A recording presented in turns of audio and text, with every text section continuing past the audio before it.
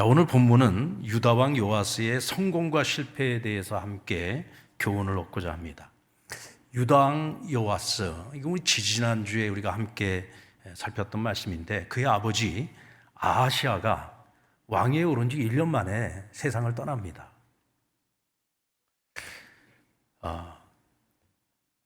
1년 만에 전쟁터에 나갔는데, 그 전쟁터에서 아람 왕과 싸우던 중에 이스라엘 왕, 그것도 구테타를 일으켜서 갑자기 왕이 된 예후의 손에 죽었어요. 그러니까 아람 왕의 손에 죽은 것이 아니라 누구 손에 죽었어요? 같이 그 전쟁의 동맹으로 북이스라엘과 같이 전쟁에 참전했다가 갑자기 북이스라엘 구테타가 일어나면서 갑자기 구테타로 왕이 된 예후의 손에 죽은 거예요. 그러면서 이 요아스의 할머니, 그러니까 아하시아의 어머니죠. 그 할머니 아달랴는 여러분들 우리가 잘 알고 있는 그 북이스라엘의 아합 왕, 아주 가장 악랄한 왕 아닙니까?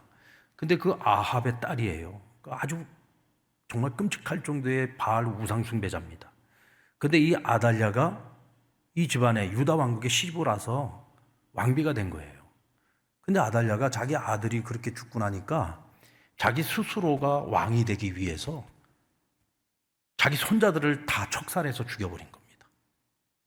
세상에 이렇게 끔찍한 여자가 어디 있어요? 그런데 하나님의 은혜로 구사일생으로 이 아하시아의 자식들이 다 죽어나가는 마당에 이 요시야만 살아남은 거예요. 그때 완전히 이 아이는 피똥이었습니다. 그런 것을 그의 고모인 여호세바에 의해서 구사일생으로 살아남게 되고, 여호세바의 남편인 당시 대제사장이었던 여호야다에 의해서 7년 동안 성전에 숨어 있다가 여호야다가 구테타를 일으켜요. 그래서 아달랴, 그러니까 그때까지 7년 동안 여왕 노릇을 했던 이 악랄한 여자가 죽임을 당하고 폐위를 당하죠. 그러면서 요아스는 7살 나이에 왕위에 오르게 됩니다. 자, 요아스는 그렇게 유다 왕국의 8대 왕으로 등극하게 되었습니다. 어린 나이에 왕위에 올랐죠. 그러다 보니까 구테타의 주역이었던, 또 그를 7년 동안 성전에 감추어 놓고 그에게 신앙교육을 지도했던 여호야다가 섭정을 하게 됩니다. 섭정이라기보다는 7살짜리 이 어린 왕이 나라를 다스릴 때 옆에서 나라를 다스리는 것을 여러 가지로 많이 도와준 인물이었다라고 보시면 되겠습니다. 자, 그래서 초기에는 성군의 길을 걷게 됩니다.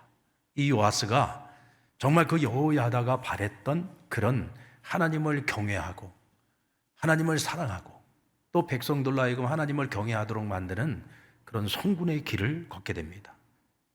하나님께서 기뻐하시는 다윗의 길을 따르는 삶을 살았던 거죠. 그런데 문제는 여호야다가 세상을 떠나면서 그의 삶이 완전히 돌변하게 됩니다. 그래서 2절 말씀에 보면은요, 요아스는 제사장 여호야다가 그를 교훈하는 모든 날 동안에는 여호와 보시기에 정직히 행하였으되, 행하였으되 이 말은 뒤에 여운이 남잖아요, 그죠? 예. 그러니까 여호야다, 그를 살려주었고 그를 왕위에 올려주고 그가 초기 통치할 때에 그를 도와줬던 여호야다가 그를 도울 때, 그가 살아있을 때에는 그가 하나님 보시기에 정직한 길을 걸었다. 근데 문제는 여호야다가 죽고 난 후에 그의 삶이 완전히 돌변해 버렸다는 겁니다. 자, 그래서 오늘 우리는 요아스의 성공과 실패에 대해서 같이 살펴보고 그 가운데 교훈을 얻고자 합니다. 자, 그런 의미에서 보면 사람은 누구를 만나느냐가 참 중요합니다. 요아스는 구사일생으로 살아남았습니다. 그리고 왕위에 올랐습니다. 역대 다른 왕들에 비하면 그는 정말 좋은 사람 덕분에 좋은 사람을 만나서 정말 하나님이 원하시고 바라시는 그런 왕으로서 초기 사역을 시작할 수 있었던 겁니다. 여호야다는 이전의 왕이었던 여호람이나 아하시아, 이 모두가 다 하나님을 제대로 섬기지 않는 사람들이었죠. 그러다 보니까 우상을 숭배하고 나라를 엉망진창으로 만들었습니다. 그 모습을 대제사장으로서 지켜보고 있었죠. 게다가 바알 숭배자인 아달랴가 7년 동안 여왕 노릇을 하는 동안 나라가 정말 형편없어지는 모습을 다 지켜봐야 했습니다. 그뿐만 아니라 아달랴의 그 아들들이 성전을 다 파괴하고 또 성전에 드려지는 모든 제물들을 약탈을 하는 정말 끔찍한 범죄를 저지르는 것을 두 눈으로 다 지켜보았습니다. 그래서 그 요아스를 어린 나이에 왕으로 세우면서 그는 이 요아스만큼은 정말 제대로 신앙적으로 양육하고 훈련시켜서 하나님을 경외하고 다윗의 길을 따르는 왕으로 세우고 싶었던 거예요. 그래서 어린 왕의 섭정으로서 나라를 다스리는 일에 많은 도움을 주었던 겁니다. 철저하게 하나님을 섬기고 하나님의 말씀과 법으로 백성들을 다스리는 그런 왕이 되도록 훈련을 시켰던 거죠. 그래서 여호야다가 살아있을 때는 요아스가 하나님 보시기에 정직히 행하였다는 것입니다. 그가 나이 30이 되었을 때입니다. 그러니까 요아스가 나이 30이 되었을 때, 그러니까 그가 왕이 되고 27년이 지났습니다. 자, 그런데 보니까 성전이 예전에 그 아달랴의 아들들이 성전을 전부 다 그냥 다 형편없이 만들어놨는데 그 성전이 아직도 그 모양 그 꼴로 있는 거예요. 전혀 수리가 되지 않은 겁니다. 그 모습을 보고 요아스가 탄식합니다. 그리고는 성전 수리를 위해서 그동안에 헌금을 하는 방식을 개선하게 돼요. 그리고 성전 수리에 가장 우선순위를 둔 개혁을 실천하게 됩니다. 그러고 보면은요, 하나님을 경외하고 하나님 앞에서 바른 길을 걸어갔던 왕들을 보면 그들은 하나같이 이 성전에 대한 애착을 가지고 있었던 것을 볼 수가 있습니다.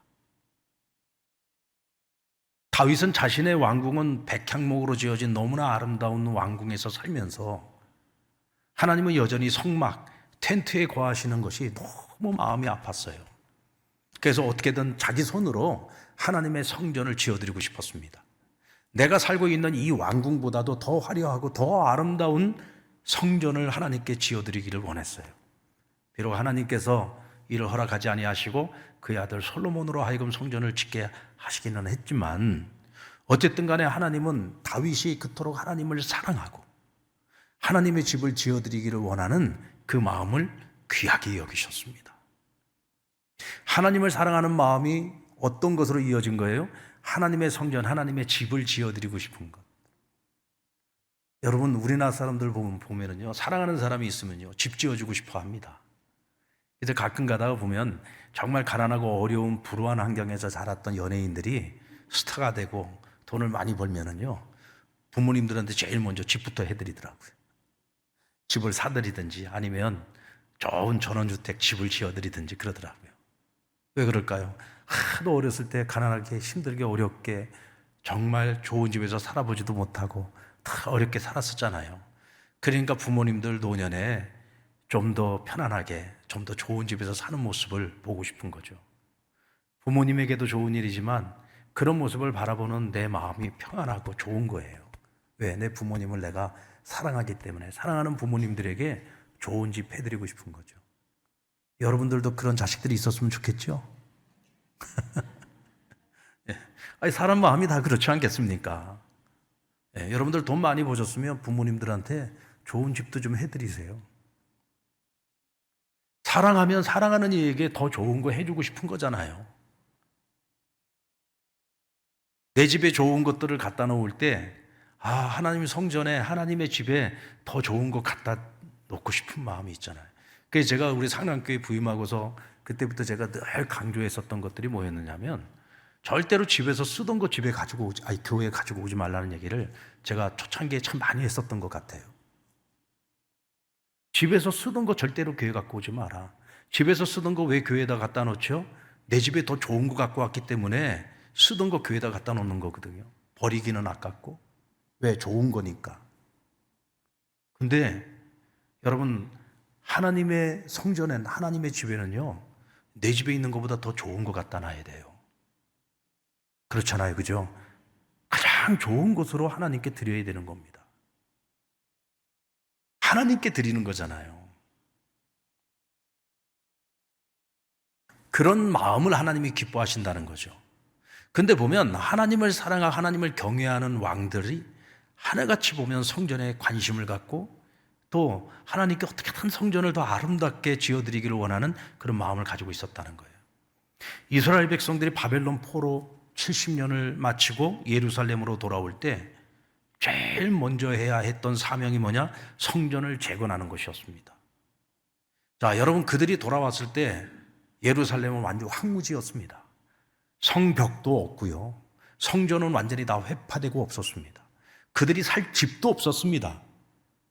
그런데 돌아온 이스라엘 백성들이 제일 먼저 해야 되는 건 자기들 살 집부터 지어야지 되는 것이 아니라 뭐부터 해야 돼요? 하나님의 성전부터 짓는 거였어요. 고레스의 칙령에 의해서 그들이 돌아왔는데 고레스가 그들을 다시 고국으로 돌려보내면서 내린 명령이 뭐였느냐? 너흰 그곳에 가서는 반드시 성전부터 지어라, 이렇게 된 거예요. 하나님의 성전부터 지어야 된다.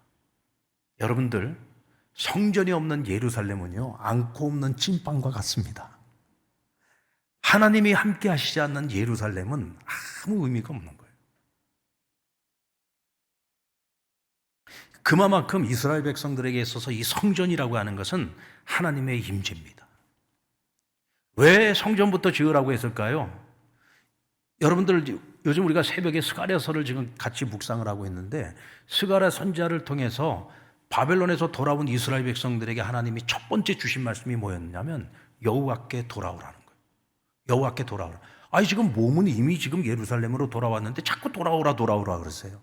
그럼 대체 무엇이 돌아와야 되느냐? 너희들의 마음이 돌아와야 된다는 거예요. 너희들이 몸만 와서는 안 된다. 몸이 왔으면 너희의 마음도 이제는 누구에게로 돌아와야 돼요? 하나님께로 돌아와야 된다는 거예요. 너희의 조상들은 그렇게 나에게로 돌아오라고 선지자들을 보내어서 계속 말씀을 전했음에도 불구하고 그들은 내 말에 귀를 기울이지 아니하였다.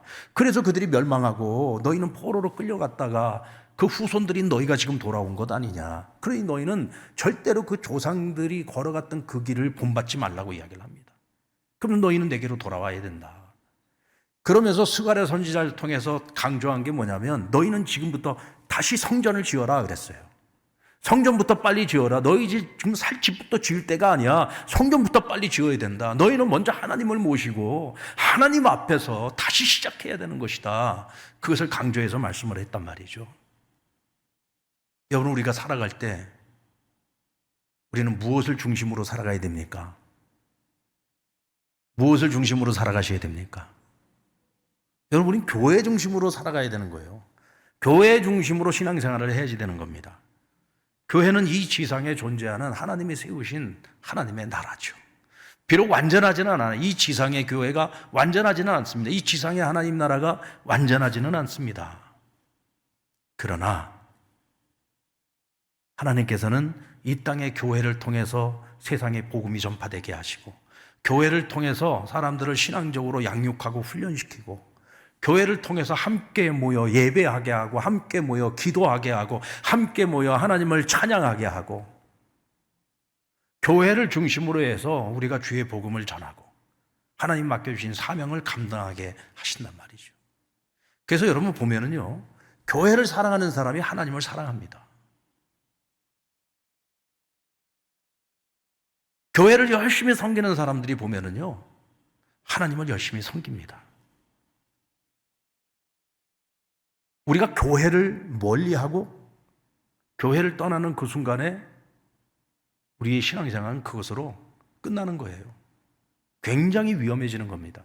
여러분, 코로나 이후에 교회를 나오지 아니하고 온라인 교회, 온라인 처치 성도로 그냥 머물러 있는 사람들이 꽤나 많습니다. 지금 우리 한국교회 안에 온라인 처치에 머물렀다가 다시 교회로 돌아오지 않고 있는 가난한 교인들이 지금 얼마나 많은지 모릅니다. 그런데 그들은요, 신앙적으로 엄청난 위기 앞에 놓이는 거예요. 왜 그렇습니까? 나는 하나님과 나만의 관계가 있으면 된다. 교회는 불완전하기 때문에 나는 교회 가기 싫다. 아니요. 비록 불완전한 교회죠. 여러분, 교회는 처음부터 완전하지 않았습니다. 여러분, 누가 교회입니까? 예수 그리스도를 구주로 믿는 내가 교회잖아요. 예수 믿는 우리가 교회입니다. 그리고 함께 모인 우리 신앙 공동체가 교회인 거예요. 내가 불완전한 것처럼 우린 다 불완전한 사람들이잖아요. 그래서 교회는 처음부터 불완전한 공동체예요. 절대로 완전한 공동체가 아니에요. 우리가 완전하기 때문에 여기 교회에 함께 모이는 게 아니에요. 불완전하지만 그러나 하나님이 이 교회의 주인이시기 때문에 이렇게 하나님 앞에 나와서 우리가 말씀을 듣고 양육받고 훈련받으면서 보다 더 건강한 신앙인이 되고 보다 건강하게 하나님의 맡기신 그 사명을 감당하기 위해서 우리가 함께 애쓰고 노력하고 힘쓰는 거죠. 믿습니까? 여러분, 하나님을 경외하고 하나님을 사랑하는 사람들은요, 교회를 사랑합니다. 성도들을 사랑합니다. 그리고 일평생 교회 중심으로 살아가는 거예요. 여러분들이 세상 떠날 때 누가 가장 슬퍼해 줄 것 같습니까? 누가 마지막 가는 그 자리에 끝까지 누가 함께 해줄 것 같습니까? 여러분, 우리가 함께 이 상남교회에서 같이 신앙생활을 했던 우리 신앙의 지기들, 우리 신앙의 동역자들, 우리 신앙의 동무들이 끝까지 그 자리를 같이 지켜주는 거예요. 아멘입니까? 요아스의 종교개혁인 성전수리 개혁을 좀 더 디테일하게 살펴보겠습니다. 먼저 요아스는요, 당시 성전수리를 책임 맡았던 제사장들이 시간이 흘렸어요. 이미 27년이라는 세월이 흘렀어요. 그런데 이 세월이 이렇게 오랫동안 흘렀는데도 불구하고 그들이 전혀 책무를 감당하지 않았어요. 그러니까 성전이 여전히 그냥 회파된 채로 엉망진창인 채로 전혀 수리되지 않은 채로 있었던 거예요. 처음 성전 수리 명령을 내릴 때 요아스는 제사장들에게 성전에 들어오는 모든 은을, 여기서 말하는 이 은은 어떤 것이냐면 당시에 이스라엘 백성들이 절기 때가 되면 하나님 앞에 나와서 드리는 예물 가운데 은이 있단 말이죠. 은을 말함대로 헌금처럼 드리는 거예요. 그런데 그런 은을 제사장들이 어떻게 받으라고 했냐면 각각 아는 사람들에게 받으라 그랬어요. 각각 아는 사람들에게 받아서 그것으로 성전에 파손된 것을 수리하도록 하라라고 명령을 내렸습니다. 그래서 제사장들이 자기들이 아는 사람들에게 은을 받았을까요? 안 받았을까요? 이거 왕의 명령이잖아요. 그 은을 받았어. 은을 받았는데 수리를 했을까요? 안 했을까요? 수리를 안 했어. 그럼 그 은은 다 어디로 갔을까요? In my pocket 한 거예요. 누가? 제사장들이 그 은을 받아가지고 성전을 수리해야 되는데 그 돈 가지고 자기 베풀린 거예요. 자기 먹고 사는 일에 써버린 거예요. 그러니까 성전이 그대로 있었던 겁니다. 그러니까 요아스가 그것을 알고 마음에 탄식을 한 거죠. 한마디로 말하면 이 개혁의 주체, 그동안에 여러분들 다른 왕들이 얼마나 우상 숭배가 심했습니까? 심지어는 아달랴 그리고 그의 아들들은 이 성전에 있는 것들을 다 파괴하고 또 좋은 것들 다 가져다가 바알 신전에다 다 옮겨놨단 말이에요. 그동안에 여러분들 제사장들이 제대로 얼굴이나 들고 살았겠습니까? 그런데 지금 정권이 바뀌었어요. 거기다가 대제사장 여호야다의 이 권력도 대단해지죠. 그러면서 여러분, 당시에 이 제사장들 종교인들이 나름대로 권력을 갖게 되고 힘을 갖게 된 거예요. 그러니까 여러분, 성전에 내는 은을 개인적으로도 받아 챙길 수 있게 된 겁니다. 그러면서 여러분, 이 종교의 부패와 타락이 오히려 왕의 개혁을 가로막는 장애물이 되었다는 겁니다. 그래서 요아스는 이 성전 수리를 위한 헌금 개혁을 시작하게 됩니다. 그래서 먼저 제사장들을 불러 모아놓고 앞으로는 어떤 제사장도 다시는 백성들에게 개인적으로 은을 받지 못하게 했습니다.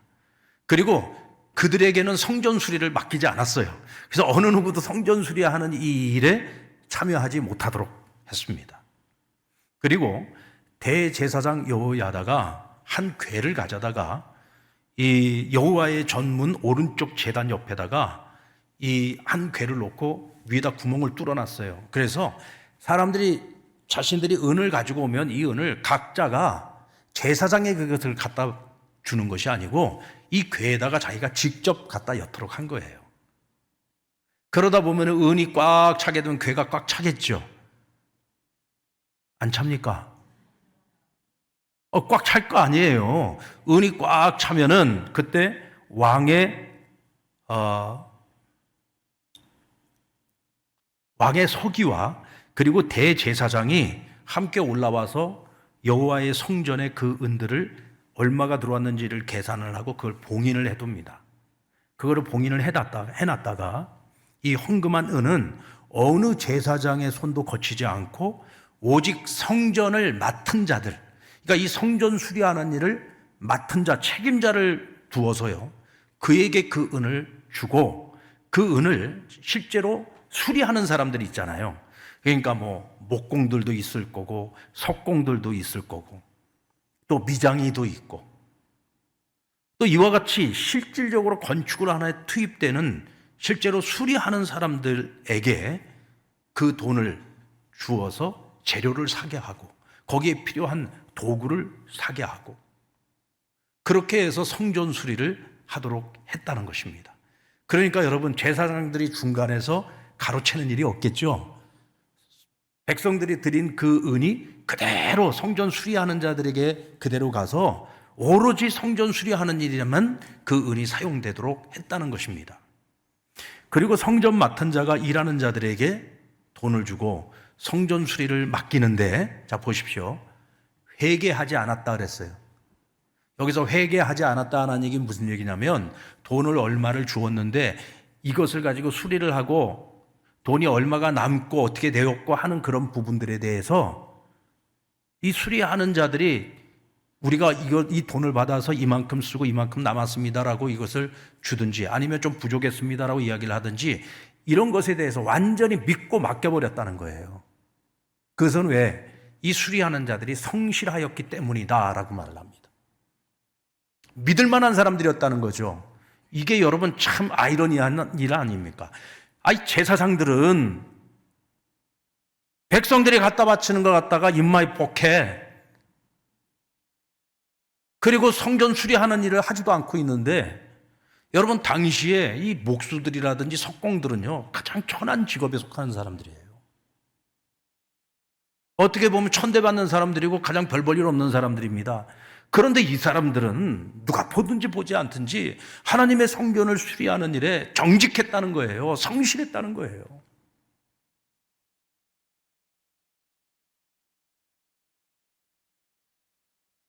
참 부끄러운 일이죠.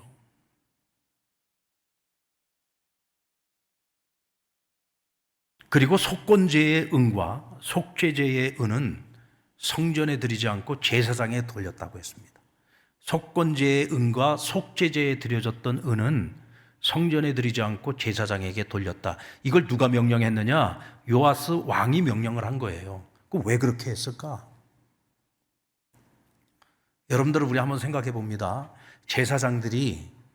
제사장들이라고 성전 수리하고 싶지 않았겠어요?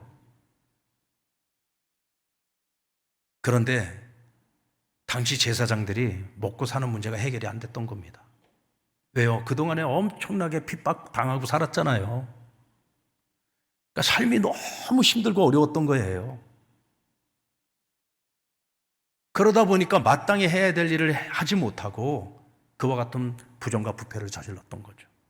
그래서 요아스는 속건제의 은과 속죄제의 은은 누구에게로 돌렸어요?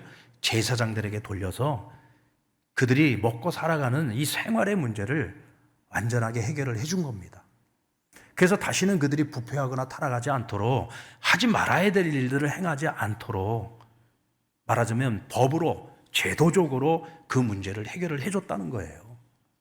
저는 이 모습을 보면서 이 참 요아스라고 하는 사람이 나이는 젊은데도 참 지혜로운 사람이구나라는 생각이 들었어요. 참 지혜로운 왕이구나. 그러니까 여호야다가 말하자면 훈련을 잘 시킨 거죠. 그러나 여러분, 어떤 모습으로든지요, 저는 이 말씀을 생각하면서 그런 생각을 해봤습니다. 오늘날 우리 그리스도인들은 세상 일을 하든지 교회 일을 하든지 어떤 자리에 있었든지 우리는 정직해야 되겠구나, 성실해야 되겠구나, 신실하다는 소리를 들어야 되겠구나 라는 생각이 들었어요. 우리 믿는 사람과 믿지 않는 사람, 비그리스도인들을 어떤 한 공동체 안에서, 어떤 직장이나 어떤 일터에서 비교를 할 때 예수 믿는 사람이 예수 믿지 않는 사람보다 더 비도덕적이고 또 더 정직하지 못하고 우리가 더 성실하지 못하다고 한다면 사람들이 여러분 그런 우리를 비난하지 않겠습니까? 야, 당신들은 예수 믿는 사람이잖아. 당신들은 교회 다니는 사람들이잖아. 당신들 하나님의 사람이라며. 그런데 왜 이렇게 성실하지를 않아? 왜 이렇게 거짓말을 잘해? 어떻게 안 믿는 사람들도 이렇게 욕심이 더 많아? 여러분, 우리가 그런 말 들으면 안 되잖아요. 우리가 더 정직해야 되죠. 우리가 더 성실해야 되고요. 직장이나 일터나 어떤 곳에서든지요. 정말 성실함의 아이콘이 돼야 됩니다. 저는 우리 상남교회 성도님들은 다 그럴 것 같아요. 아멘? 예. 여러분들 얼굴 보면은요, 얼굴에 성실하고 딱 써 있어. 우리 한번 옆에 분 얼굴 한번 보세요. 성실하고 딱 써 있잖아요. 우리 한낮 찬양대 보세요. 그냥 오늘 하루 종일 직장에서 가정에서 다 일하다가도 오늘 수요 기도회라고 다 일찍부터 나와가지고 저렇게 그렇죠. 저거 봐요. 마스크까지 지금 목감기 걸려가지고 마스크까지 쓰고 있으면서도 나와서 다 열심히 성실하니까 저렇게 하는 거죠. 우리 찬양팀 보세요. 성실하고 써 있잖아요. 성실.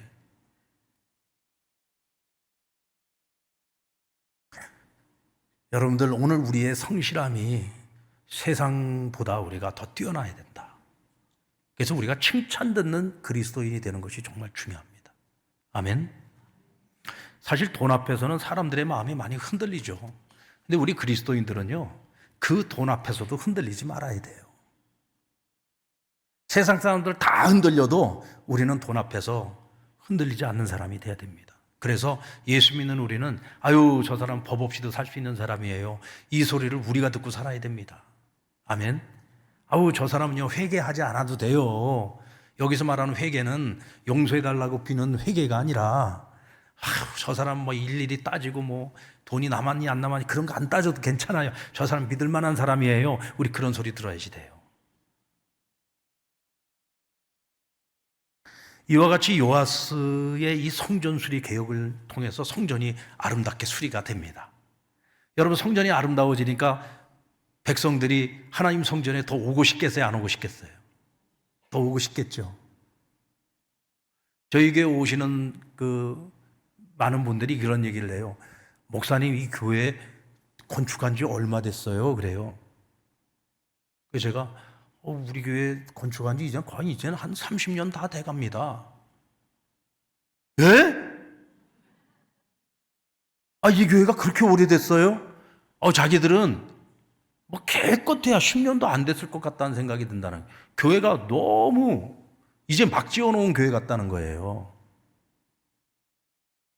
그럴 때 제가 항상 겸손하게 얘기하죠. 아, 대리석으로 지어서 그렇습니다. 뭐 돌은 뭐 세월이 흘러도 그렇게 변하지 않으니까. 근데 여러분, 돌뿐이겠습니까? 교회 안에 곳곳을 구석구석, 여러분들 교회에 와서 이렇게 성전에 들어와서 올라오다 혹이라도 뭐 휴지 하나라도 떨어져 있는 거 보면 누군가가 죽겠지 하고 그냥 지나치면 안 돼. 내가 주워서 버려야 돼. 어디 화장실 들어가서 좀 더러운 거 있으면 누가 치우겠지가 아니고 내가 가서 밀대라도 밀어서 깨끗이 좀 치우고. 왜? 이건 내 교회예요. 하나님이 주인이신 내가 섬기고 있는 우리 신앙 공동체, 우리 교회란 말이에요. 아멘. 오늘 우리에게 그런 마음이 있어야죠.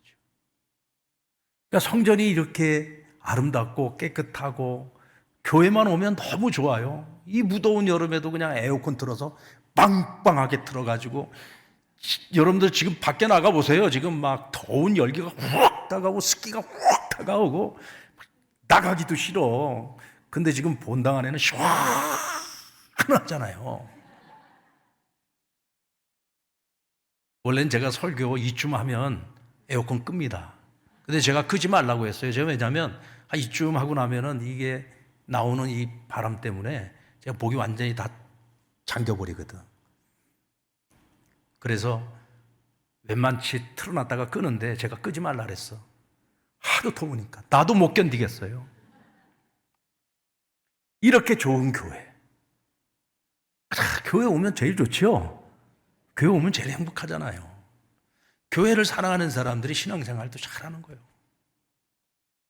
그러니까 여러분, 요아스의 유다 왕국도 행복해지는 겁니다. 모든 게 좋아지는 거죠. 자, 근데 여기까지가 요아스의 성공입니다. 이제 실패를 우리가 생각을 해보겠는데요. 자, 요아스의 실패의 출발점은 뭐였느냐? 산당을 제거하지 않은 것입니다. 우리 3절 말씀을 같이 한번 읽어볼까요? 시작. 다만 산당들을 제거하지 아니하였으므로 백성이 여전히 산당에서 제사하며 분향하였더라. 여러분, 산당이 뭡니까? 원래가 이 산당의 출발점은 사실은 유다 왕국보다 북이스라엘이 먼저 시작을 했잖아요. 여로보암이 북이스라엘의 처음 왕이 되었을 때 이 절기가 되면은 자기 나라 백성들이 절기 때만 되면은 유다 왕국으로 가는 거예요. 왜? 예루살렘 성전에 가서 하나님 앞에 남자들은 자기 몸을 보여드리고 그저 가서 성전세도 내야지 되고 또 가서 제사도 드려야지 되고 하니까. 근데 자꾸 가다 보니까 자꾸 백성들의 마음이 자꾸 유다 왕국의 르호보암에게로 옮겨갈지는 않을까 걱정이 되고 우려가 되는 거예요. 또 이스라엘 백성들도 예루살렘까지 가는 일이 이게 보통 일이 아니야. 요즘이야 뭐 차 타고 가면 금방 가지만은 예전에는 웬만하면 다 걸어서 가야 되잖아요. 또 가다 보면은 그냥 이곳저곳에 산적들도 있어가지고 어려움도 많이 당하고 하니까 여러 가지 불편한 게 너무 많았어. 그러니까 이스라엘에다가 산당을 지어놓고 거기다 황금송아지 만들어서 여놓고 황금송아지가 하나님이다. 그리고는 자, 우리 이스라엘 백성들아, 굳이 우리가 예루살렘까지 갈 필요가 뭐가 있냐? 우리 산당에 가서 그곳에 가서 황금송아지가 하나님이라니까. 여호와 하나님, 성전에 계시는 하나님은 보이지 않는 하나님이지만 여기는 황금송아지가 하나님이야. 여기 가서 예배드려. 이렇게 된 거예요. 그러니까 백성들도 뭐 거기까지 안 가도 되고 산당에서 제사 드리면 되니까. 근데 여러분, 하나님께서 율법에 정하시기를 반드시 예배는 어디 가서 드리라고 했어요? 예루살렘 성전에 가서 드리라고 했단 말이죠.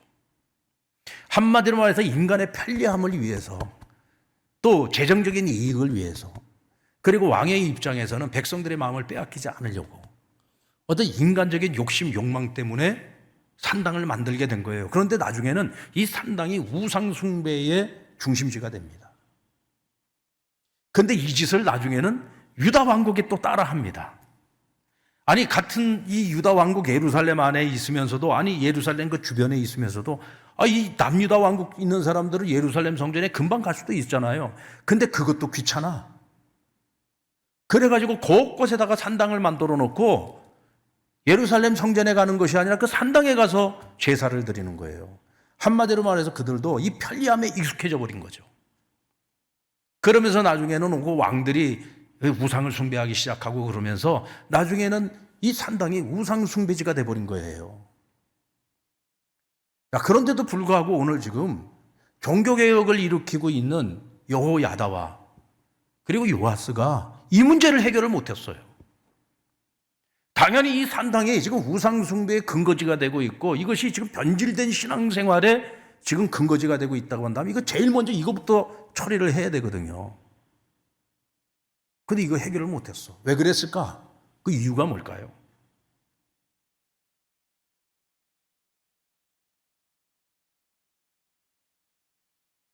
이미 백성들은 편리함에 익숙해져 있었습니다. 이미 산당 이 제도에 익숙해져 있었다는 거죠. 편리해요.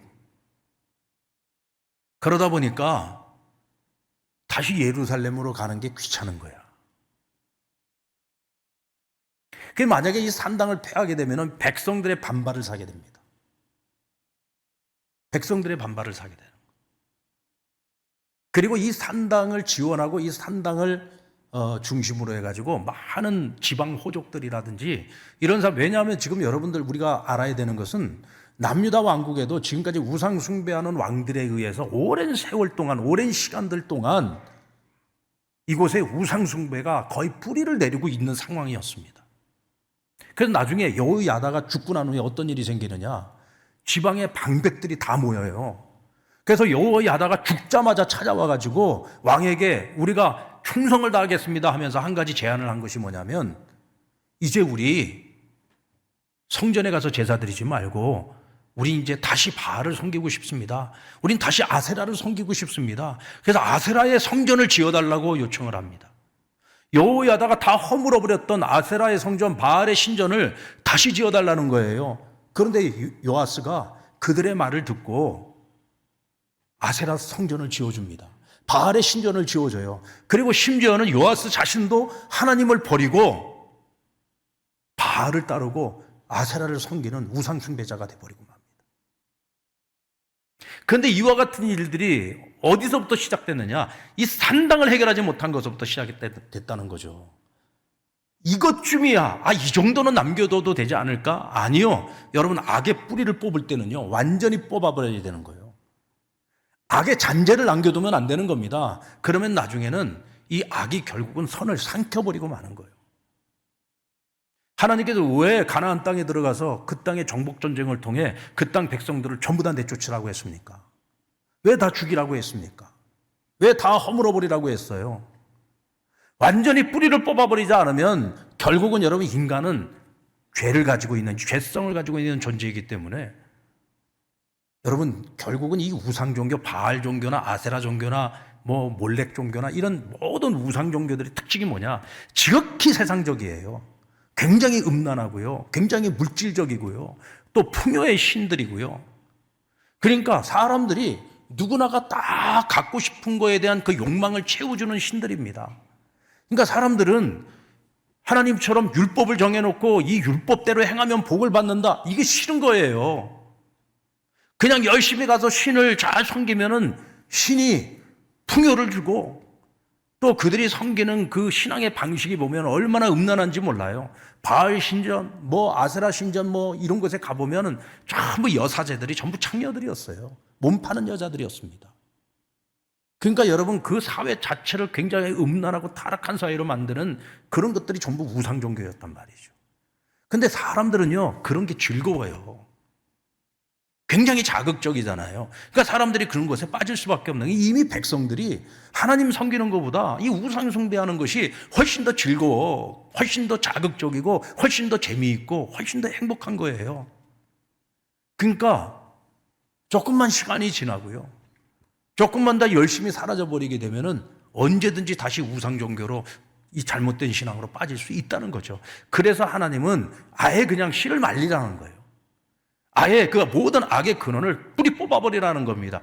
그런데 항상 이스라엘은 말을 안 들어먹어. 항상 죄의 잔재를 남겨놓고 악의 잔재를 남겨두니까 나중에는 악이 손을 삼켜버리는 거예요. 그게 여러분 바로 이 요아스가 저지른 실수입니다. 그래서 나중에는 자기 자신도 우상 숭배자가 되고 말지 않습니까? 그랬더니 하나님께서 선지자들을 통해 너희들이 나를 버리고 나를 떠나니 나도 너희를 버리고 나도 너희를 떠나겠다고 말씀을 하십니다. 죽은 대제사장 여호야다의 아들이었던 스가랴라고 하는 사람, 우리가 지금 새벽에 나누고 있는 이 스가랴가 아닙니다. 같은 이름을 가지고 있는 스가랴라고 하는 여호야다의 아들이에요. 그 또한 선지자였습니다. 그의 마음에 하나님이 감동을 주셔서 이스라엘 백성들에게 너희가 하나님을 떠나고 너희 우상을 숭배하니 하나님 너희를 떠나고 하나님 너희를 벌하실 것이다. 심판을 예언합니다. 그러니까 요시야가 그 스가랴를 잡아다가 돌로 쳐서 죽입니다. 여러분, 그렇게 참 선한 왕이었고 처음 개혁을 그렇게 아름답게 실천했던 요시야가 이제는 선지자를 돌로 쳐서 죽이고, 내가 듣고 싶지 않은 말을 한다고 돌로 쳐서 죽이고, 그것도 자신의 생명을 살려주었던 자신의 은인인 여호야다의 아들을 돌로 쳐서 죽인 거예요. 얼마나 흉악한 짓을 저지른 겁니까?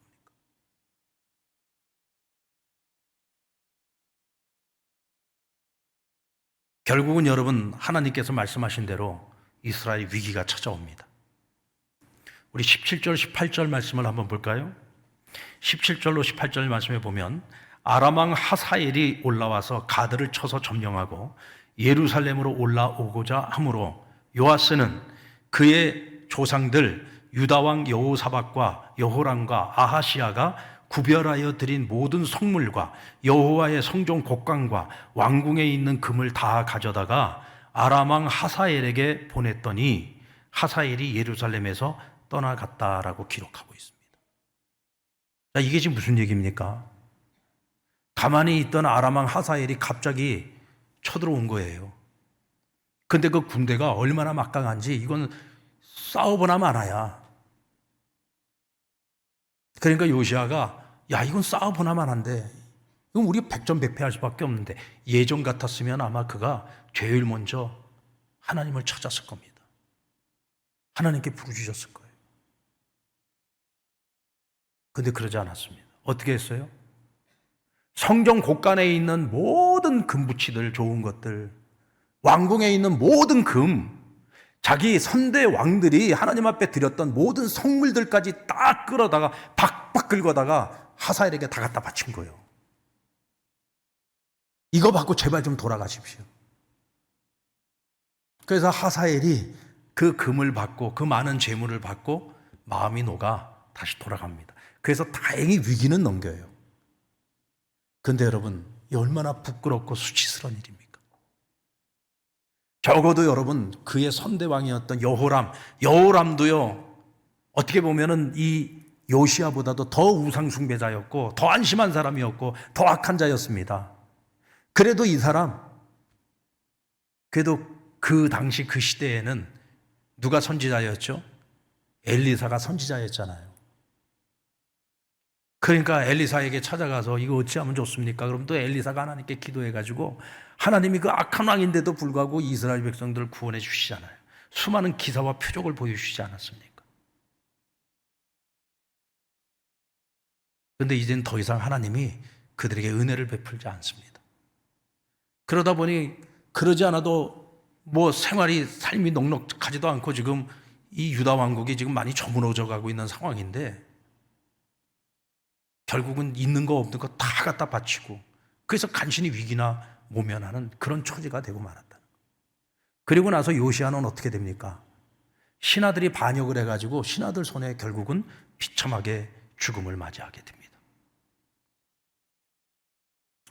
사랑하는 성도 여러분, 요시아의 성공과 실패를 통해서 우리가 무엇을 배울 수 있습니까?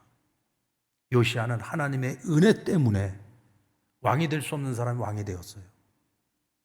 어렸을 때 핏덩이 때 죽어야 할 사람인데 하나님 그를 구원해 주셨습니다. 좋은 스승을 만나게 해 주셨습니다. 그러나 그 은혜를 잊는 그 순간부터, 그 은혜를 잊어버리는 그 순간서부터 그는 타락하고 말았고, 결국은 가지 말아야 될 길을 가고 말았고, 자신만 불행해진 것이 아니라 자기 나라와 그 백성들까지 불행하게 만드는 길을 걸었습니다. 사랑하는 성도 여러분, 저는요, 오늘 여러분들이 들었던 모든 말씀들 다 잊어도 좋습니다. 한 가지만 기억하십시오. 은혜를 잊어버리면 우리는 가지 말아야 될 길을 가게 됩니다. 나의 나된 것이 오직 하나님의 은혜라는 사실을 절대로 잊지 마십시오. 그것만 기억하고 살아도 우리가 오늘 요시아처럼 절대로 정반대되는 잘못된 길로 빠지지 않았을 겁니다. 혹이라도 우리 안에 버려야 될 악이 있는데 아직도 미련이 남아서 버리지 못하고 있는 악의 잔재가 있거나 죄의 잔재가 있거나 잘못된 습관들이 있다면 여러분, 더 이상 머뭇거리지 말고 빨리 그것들을 버리십시오. 제거하십시오. 그것들을 남겨두면 나중에는 악이 선을 삼켜버릴 수가 있습니다. 우리의 신앙생활에 큰 걸림돌이 될 수 있습니다. 아멘.